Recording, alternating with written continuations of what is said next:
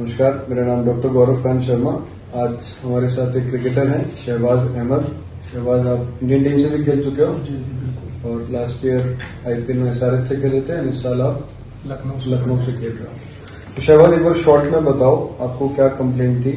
और मुझे कंप्लेंट थी नी में, राइट नी में, और कंप्लेंट ये थी कि मुझे डेली लाइफ मैचेस जो खेलता था उसमें भी मुझे प्रॉब्लम हो रही थी, और डेली जो लाइफ में भी मुझे कुछ चीजों में प्रॉब्लम हो रही थी। और कौन से नी में प्रॉब्लम थी? मुझे राइट नी में प्रॉब्लम थी, और वो काफी टाइम से स्टे कर रही थी मुझे इंजरी, और तकरीबन 1 साल मुझे उस इंजरी को मैं हो गया था, और उसका मैंने काफी रिहैब किया और इम्प्रूवमेंट हुई थी, बट वो पूरी तरह से ठीक नहीं हो रही थी।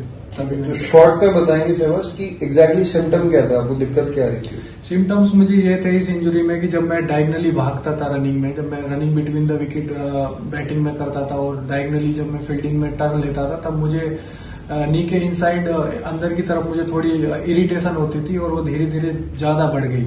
उसके बाद मुझे डेली लाइफ जैसे स्टेयर्स चढ़ना, जंपिंग करना, ये सब एक्टिविटीज में भी मुझे काफी प्रॉब्लम हो रही थी। ठीक है, आपने पहले इसके लिए अटेंशन सीख किया था, बट कुछ आपको सिग्निफिकेंट रिलीफ हुआ नहीं था? मुझे मैंने इसका काफी रिहैब किया था जो मैं कर सकता था, मुझे इम्प्रूवमेंट होती थी, पर वो उसको मैं पूरा कंप्लीटली वो ठीक नहीं हो रहा था, और वो काफी प्रॉब्लम धीरे धीरे वो और बढ़ता ही चला गया।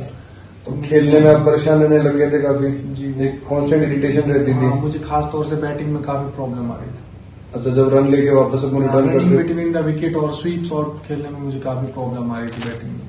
तो आप हमारे पास 6 मंथ्स 6 महीने पहले आए थे लास्ट ईयर में, शायद अगस्त में मेरा आपके साथ फर्स्ट टाइम मीटिंग हुआ। तो शहबाज हमारे पास अगस्त में आया था 2024। हमने इसको क्लिनिकली इवेलुएट किया, और हमारा डायग्नोसिस क्लिनिकल सस्पिशन था मीडियल पटेलर प्लाइका सिंड्रोम। इसमें बेसिकली नी के अंदर मीडियल एस्पेक्ट पे एक साइनोवियल रेमिनेंट होता है जॉइंट के अंदर, जो कुछ लोगों में रह जाता है, कुछ लोगों में नहीं होता। कुछ लोगों में जिनमें रह जाता है उनके अंदर कई बार वो मोटा हो जाता है, थोड़ा सा थिक हो जाता है, और जॉइंट के अंदर जब हम नी बेंड करते हैं, सीधा करते हैं, स्ट्रेट मूवमेंट करते हैं, जैसे बता रहे हैं कि स्टेयर्स उतरते चढ़ते टाइम, जंपिंग में, रन लेके रिटर्न करते हैं, तो उस टाइम नी सडन बेंड होता है, तो उस टाइम वो प्लाइका जॉइंट के अंदर हल्का सा इरिटेट करता है कार्टिलेज को, पटेला की कार्टिलेज को, और वो धीरे धीरे फिर इंटेंसिटी आपकी बढ़ती जा रही थी। और कुछ लोगों के सिम्टम्स यहां तक पहुंच जाते हैं कि वो रात को अगर सो रहे हैं या सोते वक्त भी घुटना मोड़ते हैं तो उनको उसके अंदर भी पेन के सिम्टम्स, इरिटेशन, वो सब हो जाती है।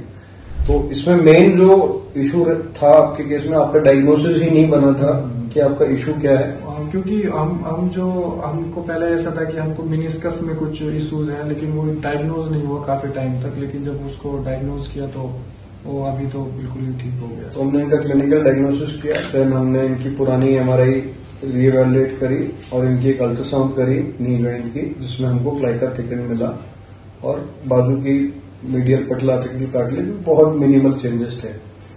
हमने इनका जिप्सी टेक्निक से, इस पे एक पेपर भी पब्लिश होने वाला है, आप नीचे लिंक देख सकते हैं। हमने इनका प्लाइका के अंदर एक अल्ट्रासाउंड गाइडेंस में OPD बेस्ड प्रोसीजर किया। कितने देर चला था आपका प्रोसीजर तकरीबन हाफ एन आवर चला था उस दिन। और उसके बाद आप वापस घर चले गए थे?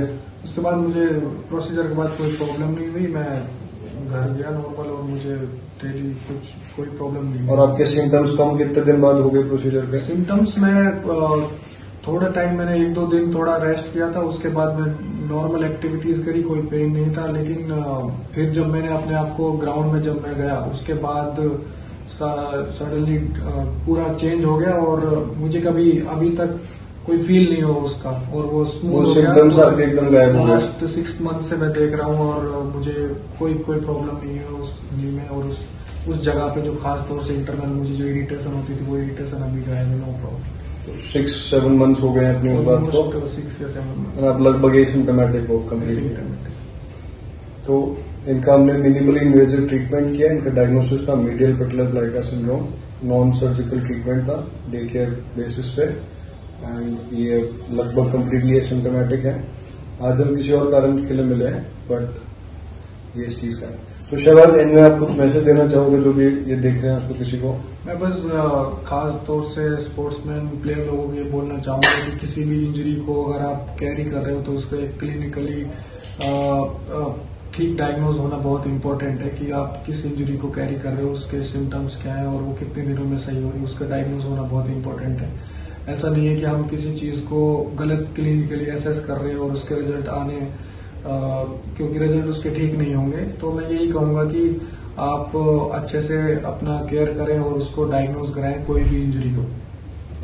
मोस्ट इम्पोर्टेंट स्टेप अगर किसी भी चीज का ट्रीटमेंट का है, वो उसका फर्स्ट मोस्ट इम्पोर्टेंट स्टेप है कि आप ट्रीट क्या कर रहे हो, आप ट्रीट क्या करना चाहते हो। और आपको अगर वो चीज क्लियर है तो ट्रीटमेंट बहुत आसान हो जाता है। उसके बाद अगर आप उसका ट्रीटमेंट अगर आप ठीक कर रहे हो तभी आपका रिहैब और ये सब चीजें टारगेटेड हो पाता है।